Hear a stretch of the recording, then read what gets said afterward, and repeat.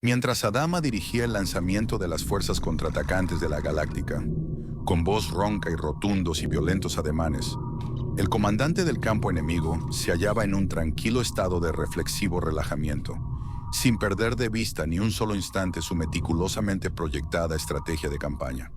Estaba sentado en el centro exacto de lo que, en Cylon, equivalía a una astronave de guerra. Un vehículo circular que, en su parte inferior, acababa casi en punta, después de pasar por varios niveles de oscuros puentes de metal entrelazado. La energía de la nave fluía hacia arriba desde el punto inferior, donde el líquido Tilium, sumamente volátil, se mezclaba con combustibles neutralizadores y pasaba a los sistemas de generación por medio de una especie de molinetes giratorios. Los humanos que habían podido echar un vistazo de cerca a las formidables astrobases de Cylon coincidían en que parecían grandes peonzas. El comandante Cylon, la traducción de cuyo nombre al lenguaje de Adama era caudillo imperioso, se hallaba sentado a un nivel más alto que sus oficiales, sobre un enorme pedestal cuyos lados estaban provistos de cientos de púas afiladas que lanzaban esporádicos y amenazadores destellos bajo la luz cambiante de la inmensa cámara. Sobre la cabeza, llena de protuberancias y con múltiples ojos, de un color que abarcaba distintos tonos de gris, como sombras sin nada que las produjera, llevaba un casco que era la versión cylónica del enorme tablero de comunicaciones a bordo de la Galáctica.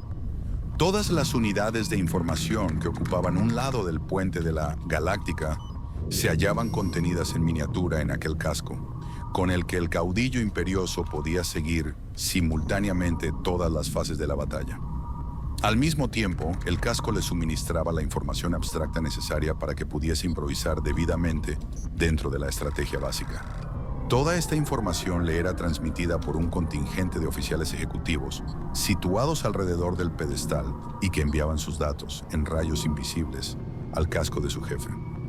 Los oficiales de Cylon mantenían también contacto entre ellos por medio de sus cascos, de modo que entre todos podían eliminar las informaciones triviales o innecesarias antes de transmitirlas al caudillo. Si los rayos de transmisión hubiesen sido visibles, la cámara de mando del caudillo imperioso habría parecido a un observador casual como una telaraña de una complejidad imposible. Ahora, a pesar de la gran actividad de comunicación, había una rígida serenidad en la sala débilmente iluminada, poblada de figuras inmóviles y como petrificadas, unas sentadas y otras de pie. Aquella sala sugería un extraño club de caballeros, cuyos miembros se dedicaban a una contemplación aparentemente inofensiva. En su tercer cerebro, que regía el funcionamiento de los otros dos, el caudillo imperioso experimentaba una profunda satisfacción. Toda su vida se había encaminado a este momento, la tremenda y definitiva derrota de la peste extranjera que había turbado la perfecta unidad del universo. Había nacido cuando la guerra tenía ya una duración aproximada de 700 años, en términos humanos. Había recibido su primer cerebro, sustituto del rudimentario que había servido para su crianza y educación en sus primeros años, en el curso de la ceremonia que marcaba el paso de la infancia a la madurez. El primer cerebro era el sistema básico de guía, tanto para el ciudadano como para el guerrero de Cylon. Como las actividades del primer cerebro se concentraban en percepciones relacionadas con la captación de información y la actuación eficaz en el trabajo asignado al individuo en la ceremonia de la madurez, solo estaban implantadas en él las simples facultades de interpretación. En el caso del caudillo imperioso, sus logros infantiles, en particular de orden físico, le habían calificado para el ambicionado papel de guerrero. Más aún, había ascendido rápidamente al grado de piloto de caza y se había ganado el nombre que, traducido libremente al lenguaje humano, era as de ases. Como resultado de su dominio de las técnicas de guerra, había recibido el segundo cerebro mucho antes que sus semejantes. El segundo cerebro le dio las facultades requeridas por los oficiales de Cylon, particularmente la de analizar e interpretar las informaciones. Cuando el segundo cerebro operaba íntegramente en conjunción con el primero, como en el caso del caudillo imperioso, se ascendía al grado de oficial ejecutivo. Él había sido uno de los oficiales ejecutivos más jóvenes de la historia de su raza. Ahora sabía que, si se quitaba el casco y observaba con sus múltiples ojos a los oficiales que rodeaban su pedestal, le asaltarían vivos recuerdos de su propia existencia, de cuando interpretaba y seleccionaba datos para anteriores caudillos imperiosos.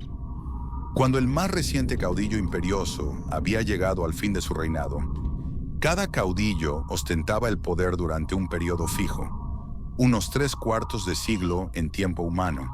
Aunque los silones no empleaban esta medida restrictiva del tiempo lineal, le designó como su sucesor. Pero cualquiera que hubiese sido su elección, no se habría oído el menor murmullo por parte de los oficiales ejecutivos de Silón, porque la aspiración al poder era una cosa desconocida. Los silones creían que las órdenes de sus superiores, en todos los niveles y en toda posición, obedecían a un plan maestro que solo era conocido enteramente por el caudillo imperioso. Para ellos esto era algo absolutamente lógico, puesto que solo los caudillos imperiosos tenían un tercer cerebro y eran por consiguiente los únicos silones que poseían toda la información. Aunque no expresó su reacción a ninguno de sus compañeros oficiales, el actual caudillo imperioso se había sorprendido un tanto al ser elegido por su predecesor. Generalmente, el mando supremo pasaba a uno de los oficiales más antiguos en experiencia de mando. Él había servido mucho tiempo y bien, pero no se consideraba elegible para el cargo supremo hasta la renovación siguiente. Sin embargo, con el mismo estoicismo con que habría ido al encuentro de la muerte en combate, aceptó el don del tercer cerebro. En cuanto se lo hubieron implantado, supo por qué su predecesor, que ahora se comunicaba con él telepáticamente, le había elegido. Además de formar parte de la red telepática que conectaba a los pocos poseedores de un tercer cerebro que todavía no habían elegido el momento de su muerte, poseía ahora, según la creencia de Silón, la facultad de la sabiduría infinita. Así como el segundo cerebro le había suministrado una cantidad sustancial de comprensión sobre lo que había ocurrido, las razones y el modo en que había ocurrido, el tercer cerebro le permitía trascender la tiranía de los meros hechos, elevarse sobre las limitaciones de la especulación trivial, la visión interior y las ideas. Con el tercer cerebro podía conectar la información del primero y las interpretaciones del segundo, con un vasto cúmulo de conocimientos que se remontaban en el tiempo casi hasta los comienzos de la cultura de Silón. Descubrió que no todos los silones podían admitir el tercer cerebro en su cuerpo y que, en realidad, la mayoría de sus compatriotas lo habrían rechazado involuntariamente. Por esta razón, sobre todo, la elección del sucesor del caudillo imperioso se realizaba siempre con sumo cuidado. Las pruebas realizadas en la implantación del primer cerebro indicaban que pocos silones tenían potencial para el tercero. Los que lo tenían eran sometidos a una intensa observación durante los años sucesivos. Algunos eran eliminados cuando surgían ciertas inestabilidades de carácter en situaciones de prueba difíciles, mientras que otros morían en la guerra, en número muy elevado, puesto que los candidatos al tercer cerebro solían arriesgarse mucho en el combate. En la época en que el actual caudillo imperioso ingresó en el personal ejecutivo, era uno de los 6 únicos supervivientes candidatos a la implantación del tercer cerebro. La elección definitiva la hacía el jefe supremo de los silones, aconsejado por los ex caudillos imperiosos, que aún vivían y teniendo en cuenta análisis fundados en recuerdos de los caudillos muertos, cuyos cerebros se conservaban en depósitos históricos. Cuando despertó tras la implantación del tercer cerebro, sabiendo inmediatamente el motivo de su elección, aceptó sin reservas la decisión. Todo esto, incluido la historia y todos los conocimientos acumulados por la raza de Silón, fue captado por él en un instante. Ahora revisaba el desarrollo de su batalla de diversión contra la flota humana, minuciosamente planeada, y preveía el plan principal que estaba a punto de empezar. El enemigo sería derrotado con toda seguridad. Su victoria sobre los humanos le aseguraría un lugar destacado en la historia de Silón. Esperaba con satisfacción poder transmitir el mando a su sucesor en un futuro lejano, sabiendo que seguiría siendo un caudillo influyente, incluso en su voluntaria pasividad. Su nave base se acercaba ahora al objetivo principal, al más importante de los 12 objetivos contra los que había desplegado las masivas fuerzas bajo su mando. Deseaba supervisar personalmente la destrucción del planeta Caprica. Su red de espionaje le había informado de que era el planeta donde vivía su principal enemigo humano, Adama, y quería darse el gusto de ser él quien lo destruyese. Pensó en lo extraño que era que el prolongado enfrentamiento estratégico con sus enemigos, los humanos, le obligase a menudo a pensar como uno de estos. Su predecesor le había advertido que tendría que utilizar una parte del enorme cerebro para estudiar las ideas humanas, con el fin de contrarrestar las maniobras del enemigo en el combate. No podía negar que la facultad de copiar los procesos del pensamiento humano había tenido un valor incalculable para luchar contra aquella raza terca e irracional, pero siempre le habían disgustado los momentos en que había tenido que hacer funcionar aquella parte de su cerebro que contenía la esencia del conocimiento humano, fortaleza de la irracionalidad contenida en las filosofías humanas. Incluso ahora, al recibir desde diversas fuentes una imagen del estado actual de Caprica, no pudo dejar de ver la inminente aniquilación de los humanos en los términos propios de estos. El bien y el mal, he aquí la preocupación que atribulaba el único e ineficaz cerebro humano. Si un hombre tuviera las facultades del caudillo imperioso y hubiese podido penetrar en las ilimitadas dimensiones de los 3 cerebros de Silón, se habría horrorizado al constatar que dicotomías tan simples como la del bien y el mal no existían para los Silones. Lo esencial para todos ellos era conservar el orden natural del universo, y por esto eran custodios implacables de este orden. Por esta razón, los humanos tenían que ser aniquilados. Su espíritu aventurero y su imperiosa necesidad de explorar zonas donde su simple presencia era una amenaza para el orden universal, les habían condenado irremisiblemente a la eliminación en manos de los Silones. El caudillo imperioso creía que había que devolver la paz al universo. No podía tolerarse que la desdichada tendencia humana a la independencia de pensamiento y de acción perturbase a los moradores de los mundos que visitaban sin ser invitados. El bien y el mal. Detestaba la porción humana de su mente que le obligaba a considerar este tema. Imaginaba las muertes que causaría, las ciudades que destruiría, los mundos que haría pedazos, y veía que desde el punto de vista humano, toda esta guerra necesaria era mala. Los Silones eran malos. Él era malo. Detestaba el concepto mismo del mal, como despreciaba el del bien. No eran conceptos opuestos, ni recíprocamente excluyentes. Incluso la mayoría de los humanos lo sabían. Los Silones de un solo cerebro aceptaban cuerdamente las consecuencias de la guerra como esenciales, y no lloraban a sus propios muertos, ni se alegraban de matar a los humanos. En todo caso, antes de empezar la destrucción de Caprica, el caudillo imperioso creyó necesario desentenderse de toda la filosofía humana para poder concentrarse en la estrategia. 2 oficiales ejecutivos se acercaron a él, se detuvieron ante el pedestal y pidieron formalmente permiso para atacar, rito que se remontaba a la primitiva historia de Silón. «A la orden», dijo el primer oficial. «Hablad», ordenó el caudillo imperioso. «Todas las naves están ahora en formación para atacar las colonias», dijo el segundo oficial. Tal como exigía el ritual, el jefe se quitó el casco de comunicaciones y contempló a sus subordinados. Sus numerosos ojos brillaron en un raro momento de entusiasmo. «Sí», dijo, «será la aniquilación definitiva de la peste extranjera, de la forma de vida llamada hombre. Que empiece el ataque».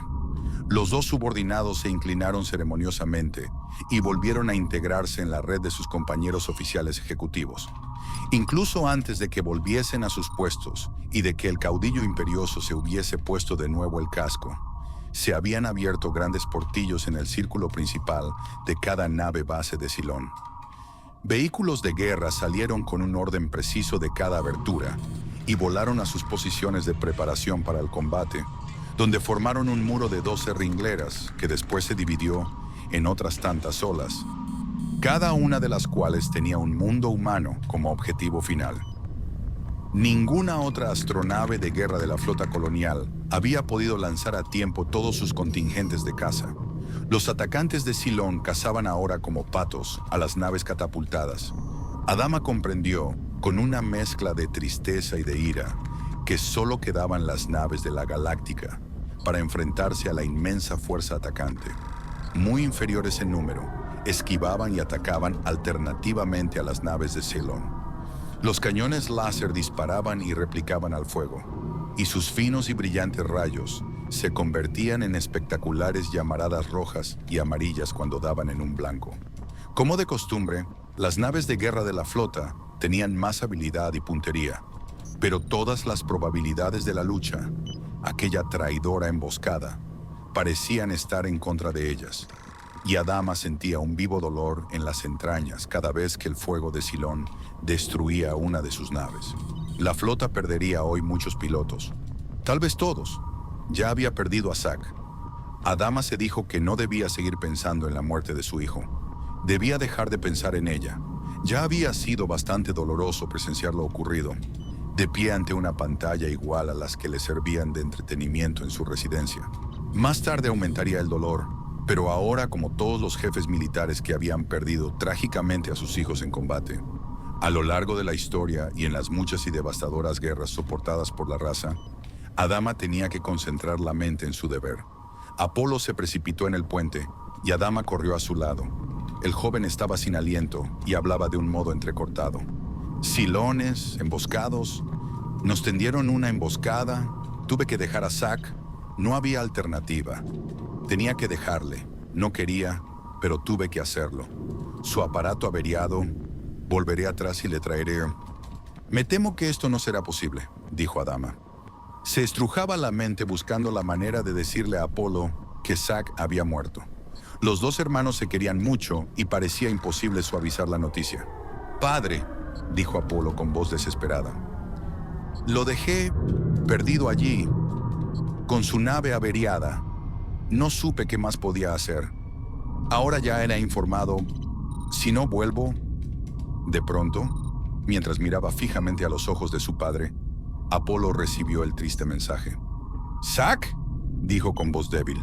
Tyke se puso a su lado y le dijo: «Capitán Apolo, la nave de Zack fue destruida a poca distancia de la flota. Pero, yo le abandoné». «No podías hacer otra cosa», dijo cariñosamente Adama. Apolo giró la cabeza. Había empalidecido. Adama recordó las pocas veces que Apolo, siendo niño, había dado muestra de un dolor tan lacerante. Hubiese querido estrechar al hombre entre sus brazos, como abrazaba antaño al niño que lloraba. Pero sabía que Apolo habría rechazado cualquier muestra de compasión en este momento, y sabía también que su hijo sabría dominar su propio dolor. Repitiendo a Apolo que no había tenido otra alternativa, el comandante manipuló en las pantallas del panel de comunicaciones y ordenó a Tyke que recogiese los informes. «Capitán», dijo Tyke, «debemos saber con cuántas naves base tenemos que enfrentarnos». «No hay naves base», respondió Apolo, y su voz recobró un poco de fuerza al referirse a cuestiones del servicio. «Solo aviones de combate, miles de ellos. Les vi cuando se cernían en el espacio». «Debe estar equivocado, capitán», dijo Tig. «Quiero decir que los aparatos de caza no podrían funcionar tan lejos de Cylon si no contasen con naves base. No llevan combustible suficiente y...» «No hay naves base», gritó Apolo irritado. «Solo cazas. Hileras de cazas que llegan desde aquí hasta el infierno. Yo los vi. Tal vez 1000, tal vez más, tal vez...» «¿Cómo te lo explicas, Apolo?», preguntó Adama, procurando que su voz sonase normal, a fin de calmar la natural irritación de su hijo. «No lo sé», dijo Apolo más sereno. «Sorprendimos una nave cisterna enemiga en nuestras pantallas. Supongo que los Cylones debieron utilizarla para repostar antes del ataque. Volarían hasta la cisterna desde sus naves base, donde quiera que estén». Adama frunció el ceño mientras reflexionaba sobre la información que le había dado Apolo. Aquel era precisamente el dato que necesitaba. Arrojaba cierta luz sobre el enigma de la súbita emboscada y de la falsa conferencia de paz. La idea que le había estado inquietando desde que sonó la alarma pasó al primer plano de su pensamiento. ¿Por qué operar tan lejos de las naves base? Sí, comenzó a preguntar Tig. «Es lógico», dijo Adama. «Es más importante que las naves base estén en otro lugar. Pónganme con el presidente, enseguida». La cara exangüe del presidente apareció en la correspondiente pantalla, antes de que se hubiese extinguido en el puente el eco de la orden de Adama. Detrás de Adar ardía un fuego en el puente de la Atlantia. Adar estaba espantado. Adama no había visto aquella expresión en su cara desde el día en que Adar sudaba en el examen final de la Academia Espacial. «Señor presidente», dijo Adama, luchando por dominar el tono de su voz, «pido permiso para abandonar la flota». «¿Abandonar la flota?», chilló histéricamente Adar. «Esto es una cobardía». «Adar, tengo motivos para creer que nuestros planetas se enfrentan con un ataque inminente». El presidente, nublados los ojos de desesperación, desapareció un momento de la pantalla. La cámara de la Atlantia le enfocó de nuevo, captando al hombre abatido, apoyado en la pared. «No», murmuró Adar. «Estás equivocado. Tienes que estarlo. No es posible. No pude engañarme hasta tal punto. No hasta tal punto. Adar, no es momento de discutir la...» «Cállate, Adama. No puedes. Habré llevado a la raza humana, a toda la raza humana, a la ruina, a... Deja de pensar en tu papel en la historia. Tenemos que actuar, hombre. Tenemos que... No puedo actuar. Ni siquiera puedo pensar a derechas. No puedo. Escucha, Adar, no ha sido por tu culpa. Tú no nos llevaste a este desastre, pero nos han arrastrado a él». ¿Arrastrado? ¿Pero quién? ¿Baltar? Claro que fue Baltar, maldito sea. No, comandante, no puede ser. No lo creo. Yo no... Una ensordecedora explosión ahogó el resto de la frase de Adar. La cámara, desplazada de pronto, captó fugazmente la imagen de un sector del puente de mando al abrirse, de una llamarada que lo invadía todo y, después, nada. Adama volvió su atención al campo astral, donde pudo ver la nave insignia moviéndose a lo lejos. Había fuego en su interior. Repentinamente, en un estallido de luz cegadora, se desintegró en 1000 pedazos. Un instante después, solo había un vacío en el lugar donde había estado la Atlantia. La actividad se interrumpió en el puente de la Galáctica, mientras los tripulantes observaban lo sucedido en pasmado silencio. Pero las naves de guerra de Cylon se estaban acercando a la suya propia y no había tiempo para guardar un silencio reverente. Tig estaba ahora junto a Adama, con las inevitables gráficas en las manos. «Mire, señor, nuestros registros de largo alcance han descubierto naves base de Cylon, aquí, aquí y aquí. Esto pone dentro de su radio de acción, a los planetas Virgon, Sagitara y...» No pudo continuar y Adama terminó la frase por él. «Lo sé. Caprica». Atenea, que había estado ayudando a establecer la ruta de la Galáctica y las naves base enemigas en un grande y translúcido mapa espacial, se volvió de pronto al oír las palabras de su padre. «Caprica», murmuró. «Helm», dijo Adama sin mirarla.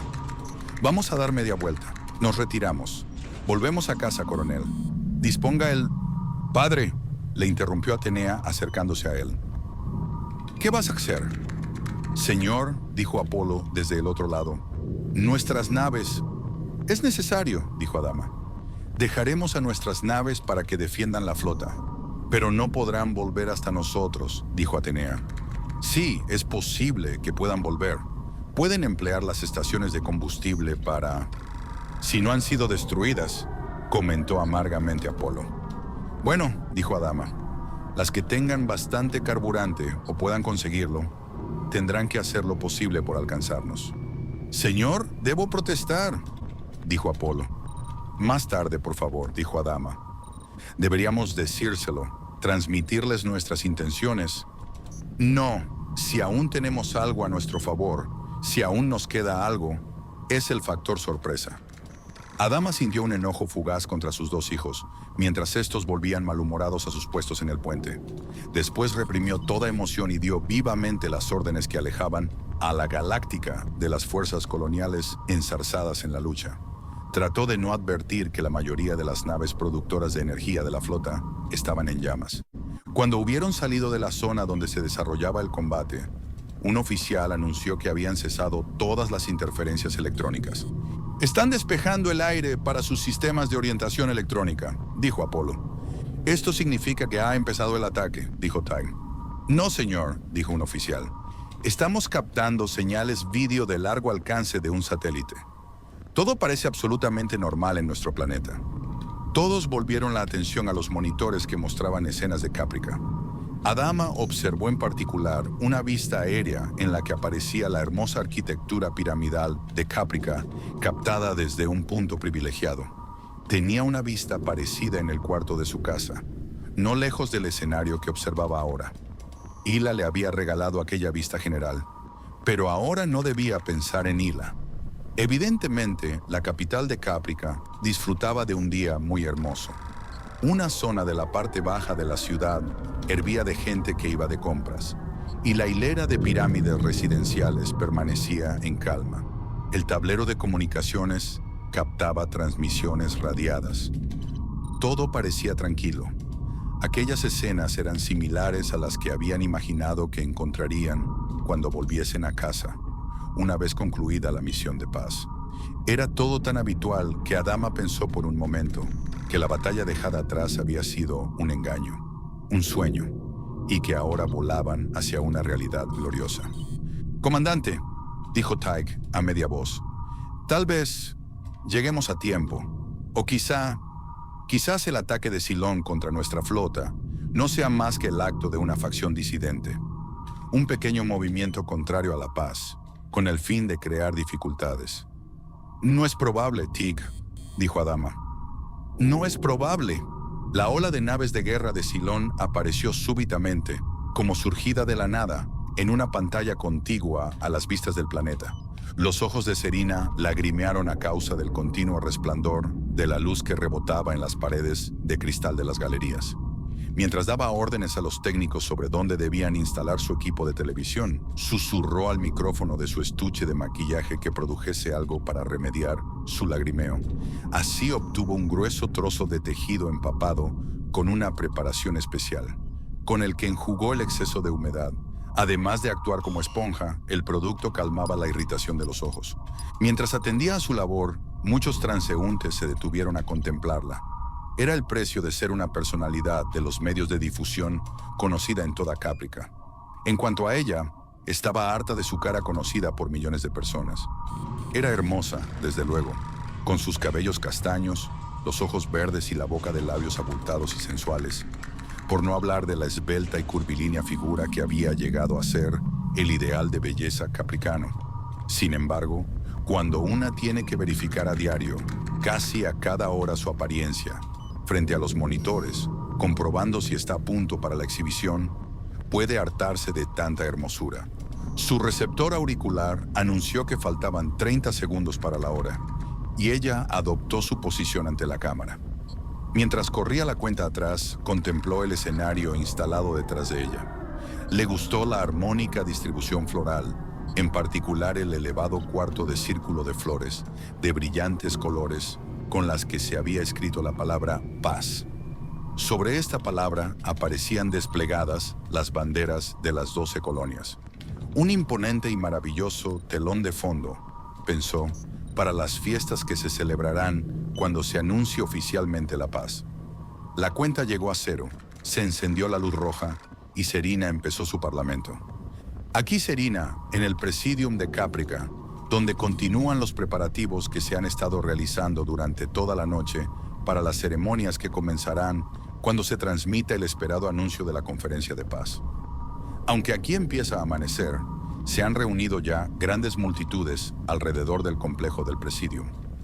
La expectación aumenta mientras los capricanos se disponen a entrar en una nueva era de paz.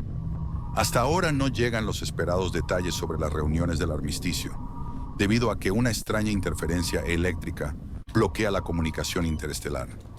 No hemos recibido aún noticias oficiales sobre las reuniones con los emisarios de Silón. No obstante, en cuanto dispongamos de información, verán ustedes las primeras imágenes del que ha sido calificado de más importante acontecimiento desde... En aquel momento se produjo el sonido de una lejana y sorda explosión, al que siguió un ruido más cercano que taladraba los tímpanos, el de los cristales hechos añicos de todas las ventanas y puertas del Presidium que se rompieron simultáneamente. lanzando fragmentos de cristal en todas direcciones. El cámara señaló hacia un punto detrás de Serena y a su izquierda. La muchacha se volvió para mirar en aquella dirección. Los que estaban cerca de ella habían interrumpido su trabajo. La mayoría miraban hacia la zona donde se había producido la explosión. Unos cuantos corrieron en dirección a la angosta salida. Más lejos empezó un sordo griterío. Serena hizo una señal al cámara y a la encargada del sonido, continuando todavía la emisión. Disculpen, algo ha sucedido. Vamos, Morel, Prina, veamos de qué se trata. Disculpen, señoras y señores. ¿Quieren dejarnos pasar, por favor? No sé lo que ha sido, pero me pareció como una explosión. Tal vez algún sabotaje de los disidentes, si es que hay disidentes en Caprica. Escuchen el crujido de cristales bajo nuestros pies. ¿Has cogido eso, Prina? Sí. Bien. En realidad, no sé lo que... Esperen, aquí llega alguien. Señora, ¿puede usted decirme que... Creo que era incapaz de decirle nada a nadie. Me pareció espantada. Tal vez ustedes lo advirtieron también. Esperen un momento. Veamos si podemos... discúlpenme, perdón. Abriéndose paso a codazos entre la muchedumbre, sin dejar de comprobar que su equipo la seguía, Serena llegó a un lugar despejado. Morel, su cámara, instaló rápidamente el aparato y le hizo seña para que empezase. Todavía no puedo imaginarme que... ¡Oh, Dios mío! ¡Miren eso! Enfoca la cámara, Moore. ¡Deprisa! Morel enfocó la cámara en la dirección que ella le indicaba, hacia el horizonte, detrás de la ciudad, donde una enorme y brillante bola de fuego se elevaba como un sol naciente pero errático. La siguió otra, igualmente enorme y brillante. «Una explosión tremenda», dijo Serena, mirando a la encargada del sonido para asegurarse de que la había registrado. Cuando se extinguió el estruendo, reanudó su comentario. «2 explosiones. Las vieron ustedes en la pantalla. La gente empieza a correr en todas direcciones. Es terrible, horrible». Confió en que su voz no revelase su sensación de que también era emocionante. «Nadie parece saber...» Serena fue interrumpida por una nave de guerra de Cylon que cruzaba el cielo, disparando rayos láser sobre la muchedumbre. Empezó a caer gente a su alrededor. «Dios mío», pensó Serena, «esto es real, es la guerra. No es una simple catástrofe, es...» Una pirámide estalló a su izquierda con un horrísono estruendo. Y, más lejos, un edificio monolítico empezó a caer hacia adelante, desprendiéndose de sus cimientos y lanzando cascotes sobre la enloquecida multitud. Toda la calle empezó a oscilar y Serena cayó de un modo nada elegante sobre unos arbustos. Miró hacia arriba. Morel enfocaba la cámara en su dirección. «No a mí, Morel. La explosión, el fuego. Esto es terrible. Alguien está bombardeando la ciudad de Caprica. Se diría que Cylon...» Un aparato de caza en vuelo rasante sobre la ciudad le hizo ocultar la cabeza entre los arbustos. Disparó en su dirección. Una joven que pasaba corriendo frente a ella cayó al suelo.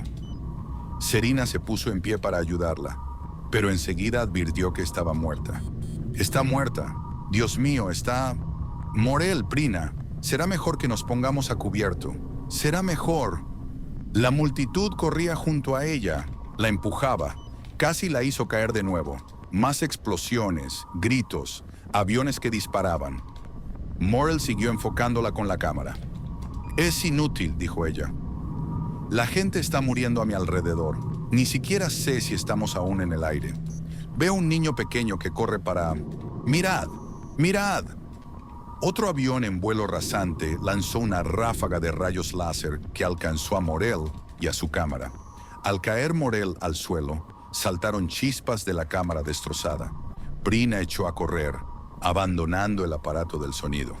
Serena arrojó el micrófono y corrió hacia el niño al que había visto persiguiendo a un animal. Otro avión de caza voló en dirección a ellos, disparando su cañón láser. Serena se lanzó sobre el niño y le empujó antes de que el rayo láser les alcanzase.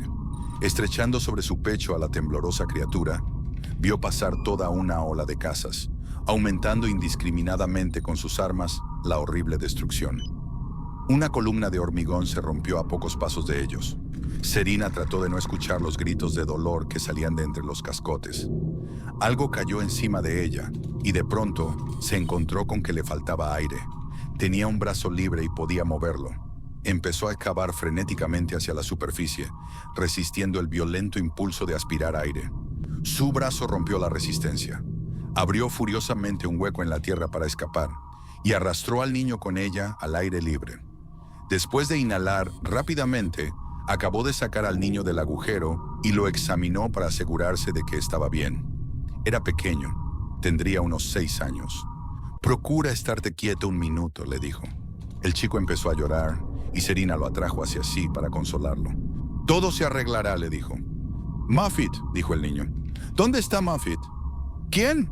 «Mi Daggett, mi Daggett. ¿Dónde está?» «Tu Daggett». «Oh, estoy segura de que está bien». Los Daggetts, animales indígenas de Caprica, habían sido fácilmente domesticados por los primeros colonos y se habían convertido en los animalitos predilectos de los niños pequeños. A los padres les gustaban aquellos pícaros de 4 patas y corta pelambre, pues, a pesar de ser muy juguetones, nunca dejaban de proteger a los niños. Serina sonrió. Siempre le sorprendía la manera singular que tenían los niños de centrar su atención. Este chiquillo, ignorante de lo que significaba la invasión de los Silones, se preocupaba más por la suerte del animalito perdido que por la devastación producida a su alrededor. Probablemente pensaba que, cuando encontrase a su Daggett, todo se arreglaría. Aunque los cazas de Silón ya no surcaban el cielo, la polvareda de su ataque seguía posándose alrededor de Serina y del chico. «Muffet, Muffet», gritaba este. «Estoy segura de que está bien, querido», dijo Serina, tratando de que su voz sonase como si estuviera convencida de ello. Un hombre alto corrió hacia ellos. Su brazo izquierdo pendía ensangrentado y flácido. «Hay que salir de aquí», gritó. «Muévanse. Hay que evacuar el centro». «Mi Daggett», dijo el niño. «¿Dónde?» «Ahora no hay tiempo de pensar en eso», dijo el hombre, pero Serina la interrumpió con un ademán. «Vamos», dijo cariñosamente. «Tenemos que irnos. Seguro que tu Daggett está bien». «Por favor, señorita», chilló el hombre desesperadamente. «Ese edificio está a punto de derrumbarse». Serina miró en la dirección indicada por el brazo ileso del hombre. Antes de localizar el edificio que amenazaba ruina, se fijó en que de debajo de una columna parecían salir las patas de un Daggett. Cuidando de resguardar la cabeza del niño para que éste no lo viese, se acercó unos pasos a la columna. Era el Daggett, sin duda alguna, aplastado por la columna y con el puntiagudo hocico enterrado entre el polvo y los cascotes. Empujando al chico, de modo que no pudiese ver el animal muerto, señaló en la dirección opuesta y dijo: «Allí está. Debía ser él corriendo en aquella dirección. Vayamos a verlo». «Quiero a Muffet. ¿Está bien?» Ella levantó al chiquillo y lo estrechó con fuerza. «Claro que está bien. Todo irá bien. Todo irá perfectamente. ¿Cómo te llamas?» «Boxy». Ella limpió parte del polvo que cubría la cara del niño. Parecía un angelito, con sus grandes ojos castaños y un mechón de cabellos rizados cayendo sobre su frente. Pensó que aquel mechón se le debía meter continuamente en los ojos. «Hola, Boxey», le dijo. Contempló lo que quedaba de la ciudad. No era mucho. Los edificios que aún se mantenían en pie eran sacudidos por explosiones. Vomitaban fuego. El hombre herido tiró de ella con su brazo indemne y Serina corrió, llevando a Boxey. No miró hacia atrás al oír el ruido de un edificio que se derrumbaba. Al pasar por delante del lugar donde su cámara se había instalado al principio, ante el rótulo floral que decía paz, advirtió que todas las flores estaban enterradas y que ardían las banderas de las 12 colonias. Atenea no dejaba de mirar disimuladamente a su padre para comprobar sus reacciones ante la horrible carnicería que observaban, impotentes, en las múltiples pantallas de la galáctica. Todo el mundo habría dicho que Adama permanecía impertérrito, que no reaccionaba al holocausto, pero Atenea sabía que no era así. Descubría un sombrío dolor en sus ojos. Él estaba erguido, asentía con la cabeza al recibir los informes de sus oficiales, pero Atenea sabía que estaba pensando en su esposa, que vivía en un suburbio de la ahora humeante ciudad de Caprica. Ella hubiese querido que pudiesen abandonar sus deberes. ser de nuevo padre e hija por un instante, retirarse a una habitación tranquila y abrazarse. Pero no podía ser. Dios mío, pensó, mi madre tiene que estar bien, tiene que estarlo. Tak se había acercado a su comandante llevándole el último informe. Señor, dijo, los aparatos registradores de largo alcance han captado las naves base de Cylon. Están lanzando fuerzas contra todos los planetas exteriores. Al oírlo, Atenea tuvo ganas de descargar sus puños sobre el tablero de mandos que tenía delante. Recordó vivamente una conversación que había tenido unos días atrás con Zack y Apolo. Había discutido con ellos sobre la próxima misión de paz y sostenido que se podía confiar en los Cylones. Al fin y al cabo, eran una raza inteligente. Apolo había dicho que podían estar muy desarrollados tecnológicamente, pero que no estaba seguro de que se les pudiese llamar inteligentes, por lo menos en términos humanos. Era un antiguo argumento que ella había oído innumerables veces desde que se incorporó al servicio. Los Cylones podían ser inteligentes, pero no eran compasivos. En realidad carecían de emociones. Apolo, como otros muchos, creía que la capacidad de sentir era necesaria para la inteligencia. Atenea se aferraba a su creencia de que los Cylones debían tener sentimientos, debían tener emociones, aunque éstas no pudiesen describirse en lenguaje humano. Si sus sistemas culturales eran tan absolutamente diferentes, arguía, había que buscar y descubrir también las otras diferencias. Su discusión se había hecho acalorada, aunque tanto ella como Apolo sabían que se trataba de un viejo debate, casi ritual. Zack les había interrumpido con una súbita carcajada, diciendo que debían emborracharse para que sus argumentos pareciesen más lógicos. Todos se habían reído, y su padre, al pasar junto al excitado trío, les había saherido por andarse con tonterías cuando les llamaba el deber. Había sido un momento espléndido, delicioso, la última vez que habían estado reunidos en el calor de la familia. Ahora, Zack estaba muerto, y Atenea no quería pensar demasiado en aquello. Trató de sacudirse los tristes pensamientos, intentando estudiar su equipo. Sin embargo, no podía dejar de observar a menudo los monitores. En su planeta, las cosas iban de mal en peor. Incendios en todas partes, edificios derrumbándose, cadáveres pegados a las puertas y a los montones de cascotes, como colocados para una exposición. Los supervivientes dispersos se movían despacio, torpemente, como en un estado de pasmo colectivo. Adama dejó de mirar las horribles imágenes. Tenía los hombros caídos con gesto de derrota. Atenea sabía que su propio aspecto no era mejor. Se sentía comatosa. La pesadilla no podía durar. Tenía que despertarse. Una mano se apoyó en su hombro. Levantó la cabeza y contempló la cara lúgubre de Apolo. Se apartó de él, sintiéndose absurdamente irritada por su dolor, furiosa por el aspecto abrumado de su padre. No podía disimular sus sentimientos y le gritó a Apolo: «Primero Zack, y ahora eso.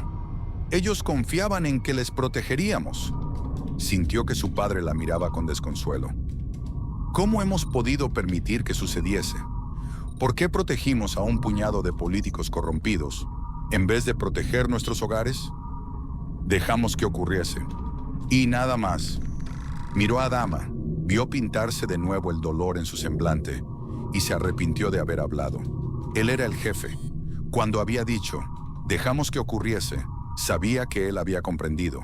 Dejaste que ocurriese. Y no podía retirar lo dicho.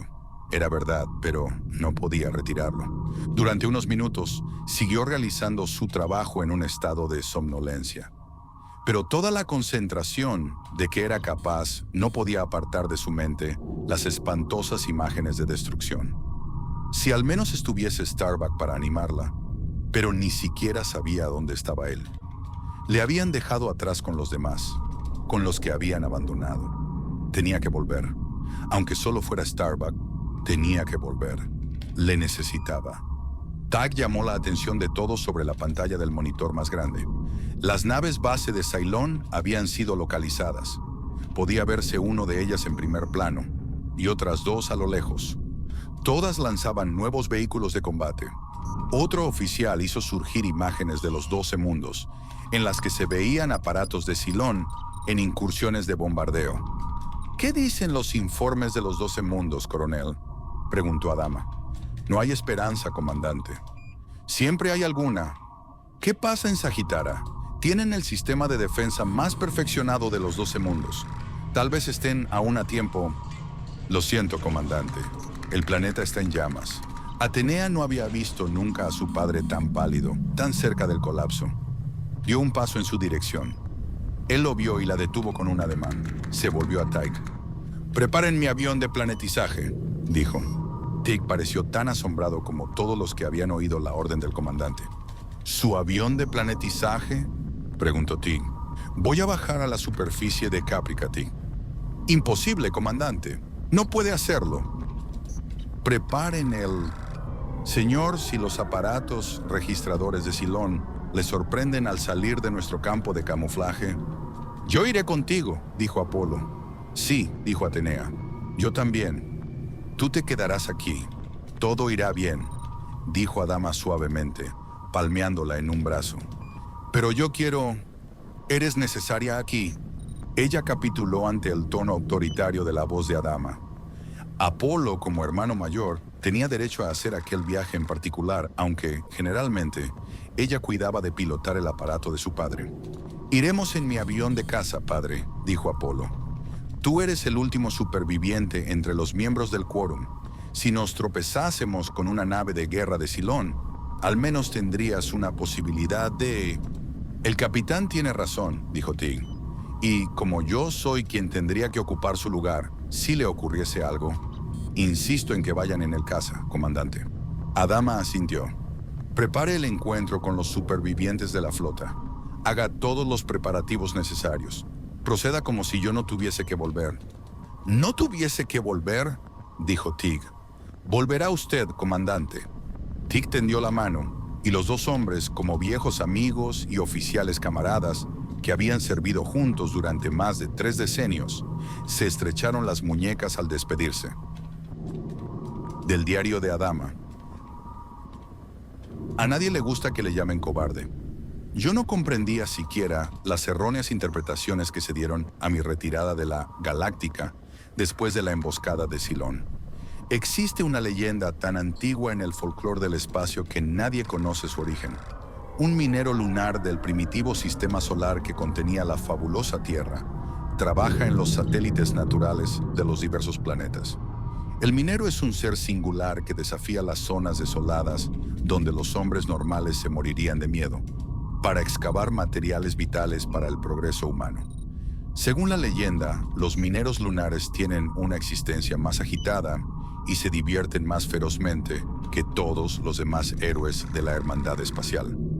Durante una fiesta en algún mundo exterior del sistema, para celebrar una de las acostumbradas vacaciones dedicadas a la recolección de las cosechas o a la historia, un grupo de mineros lunares se divertía a más y mejor.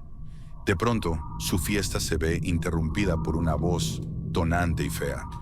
Un hombre extraño, feísimo, vistiendo una variante de chillones colores del uniforme verde propio de los mineros, se planta en medio del grupo. Nadie le había visto nunca ni sabe de dónde viene. Inmediatamente se burla de los mineros por su cobardía y les lanza un desafío. Les dice que elijan el más valiente de los suyos y que permitirá que el elegido dispare una vez contra él con el arma que prefiera. Nuestro héroe, llamado Gavin en la mayoría de las versiones de la historia, se adelanta y escoge su arma. Esta es en muchas versiones un vehículo, una especie de bulldozer equipado con la pala excavadora de la minería de superficie.